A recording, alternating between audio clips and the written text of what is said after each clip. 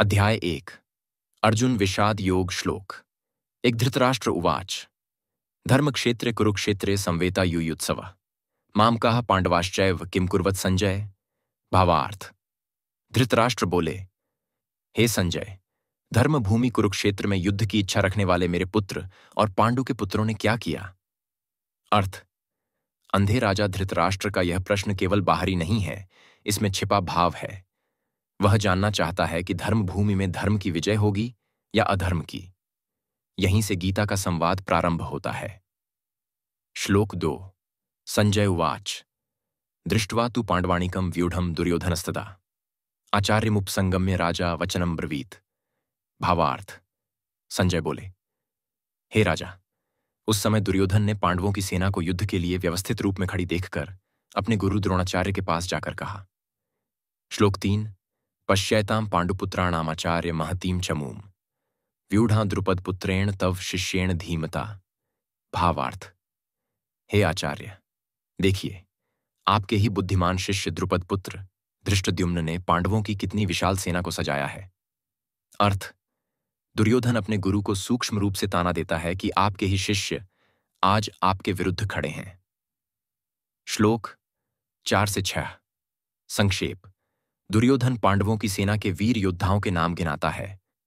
भीम, अर्जुन, युयुधान, विराट, द्रुपद, धृष्टकेतु, चकितान, काशीराज, पुरुजित, कुंतीभोज, शैब्य, युद्धामन्यु, उत्तमौजा, सुभद्रापुत्र, अभिमन्यु, द्रौपदी के पुत्र आदि। अर्थ। यह वर्णन पांडवों की शक्ति को दर्शाता है, पर साथ ही दुर्योधन के मन में भय भी झलकता है। श्लोक 7 अस्माकं तु विशिष्टा ये तान् निबोध द्विजोत्तम नायिका मम सैन्यस्य संजार्थम तान् ब्रवीमि ते। भावार्थ। हे ब्राह्मण श्रेष्ठ द्रोणाचार्य, अब मेरी सेना के प्रमुख वीरों को जानिए, जिन्हें मैं आपके सामने बताता हूं। श्लोक 8 से 11 संक्षेप। दुर्योधन अपने पक्ष के योद्धाओं के नाम लेता है। भीष्म, कर्ण, कृपाचार्य, अश्वत्थामा, विकर्ण, सोमदत्त पुत्र भूरिश्रवा आदि, और कहता है कि हमारी सेना भी अपार है, भीष्म की रक्षा में है। श्लोक 12 तस्य संजनयन् हर्षं कुरु वृद्धः पितामहः सिंहनादं विनद्योच्चैः शंखं दधमौ प्रतापवान। भावार्थ। तब वृद्ध और वीर पितामह भीष्म ने सिंहनाद करते हुए ऊंचा शंख बजाया, जिससे कौरवों के सैनिकों में उत्साह भर गया। श्लोक 13 से 19 संक्षेप। फिर तुरही, नगाड़े, डमरू, शंख आदि बज उठे। पांडव पक्ष से श्री कृष्ण और अर्जुन ने भी अपने दिव्य शंख बजाए। कृष्ण ने पांचजन्य, अर्जुन ने देवदत्त और भीम ने पौंड्र शंख बजाया। अन्य योद्धाओं ने भी अपने अपने शंखों से आकाश और पृथ्वी को गुंजाया। भावार्थ। दोनों सेनाएं अब युद्ध के लिए तैयार हैं। यह युद्ध केवल बाहरी नहीं, बल्कि धर्म और अधर्म का प्रतीकात्मक संघर्ष है। श्लोक 20 व्यवस्थितान् दृष्ट्वा धार्तराष्ट्रान् कपिध्वजः प्रवृत्ते शस्त्र संपाते धनुरुद्यम्य पांडवः ऋषिकेशम तदा वाक्यमिदमाह महीप्ते। भावार्थ। हे राजन, जब अर्जुन ने देखा कि कौरवों की सेना युद्ध के लिए तैयार खड़ी है, तब उन्होंने धनुष उठाकर श्री कृष्ण ऋषिकेश से यह वचन कहा। अर्थ। यहीं से गीता का आत्मिक संघर्ष शुरू होता है।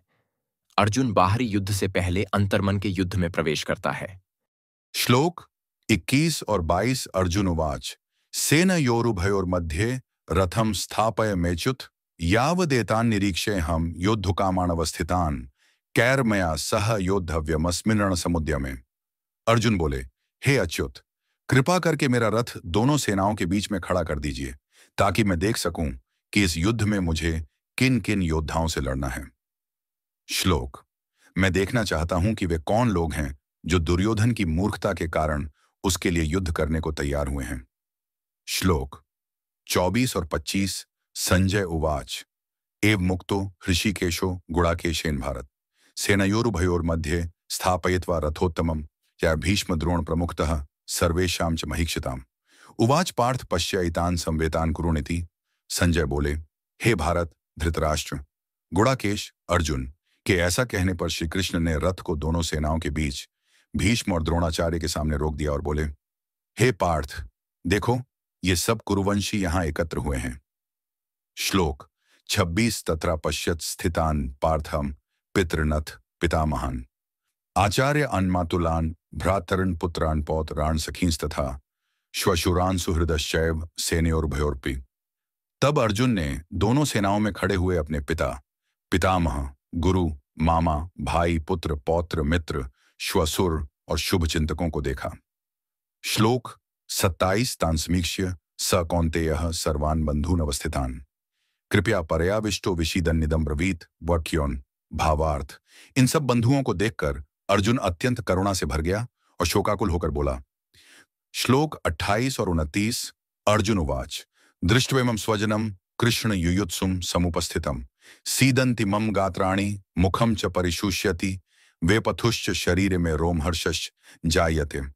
भावार्थ, अर्जुन बोले, हे कृष्ण, अपने स्वजनों को युद्ध के लिए तैयार देखकर मेरे अंग शिथिल हो रहे हैं, मुख सूख रहा है, शरीर कांप रहा है और रोमांच हो रहा है। श्लोक 30 से 31। गांडीवम स्रंसते हस्तात्वक चैव परिदह्यते न च शक्नोमि अवस्थातुं भ्रमतीव च मे मनः निमित्तानि च पश्यामि विपरीतानि केशव न च श्रेयोनुपश्यामि हत्वा स्वजन माहवे। केम। भावार्थ, मेरा धनुष हाथ से गिर रहा है, त्वचा जल रही है, मैं खड़ा नहीं रह सकता और मेरा मन चक्कर खा रहा है। हे केशव, मुझे अपने स्वजनों को मारकर कोई कल्याण नहीं दिखता। श्लोक 32 से 35। न कांक्ष्य विजयम कृष्ण न च राज्यम सुखाणि च किं नो राज्येण गोविंद किं भोगैर्जीवितेन वा ईद येषामर्थे कांक्षितम नो राज्यम भोगा सुखाणि च तयमेव स्थिता युद्धे प्राणान् त्यक्त्वा धनानि च एच आचार्याः पितरः पुत्रास्तथैव च पितामहः मातुलाः श्वशुराः पौत्राः श्यालाः संबंधिनस्तथा एतान् हन्तुमिच्छामि ज्ञतोऽपि मधुसूदन अपि त्रैलोक्य राज्यस्य हेतु किम नु मही कृते। भावार्थ, हे कृष्ण, न मुझे राज्य चाहिए, न सुख, न विजय। जिनके लिए हम ये सब चाहते हैं वही लोग यहाँ युद्ध के लिए खड़े हैं।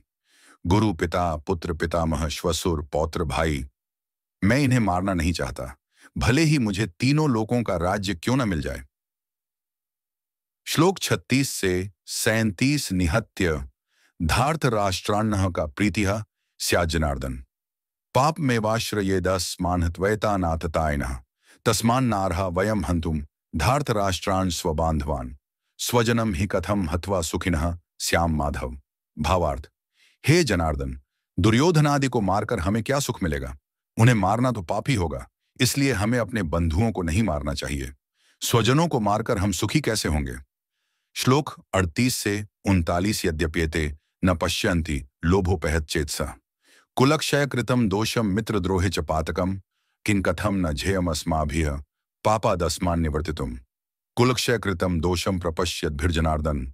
भावार्थ, भले ही ये लोग लोभ से अंधे होकर कुलनाश और मित्रद्रोह के पाप को नहीं समझते, परंतु हे जनार्दन, हम जो पाप को जानते हैं, हमें क्यों ना उस कार्य से हट जाना चाहिए।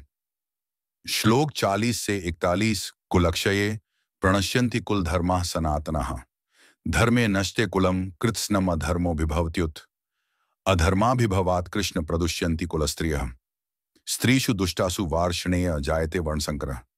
भावार्थ, कुल के नाश से उसके धर्म नष्ट हो जाते हैं, धर्म के नाश होने पर अधर्म फैल जाता है और अधर्म के बढ़ने से कुल की स्त्रियां भ्रष्ट हो जाती हैं, जिससे वर्णसंकर समाज का पतन होता है।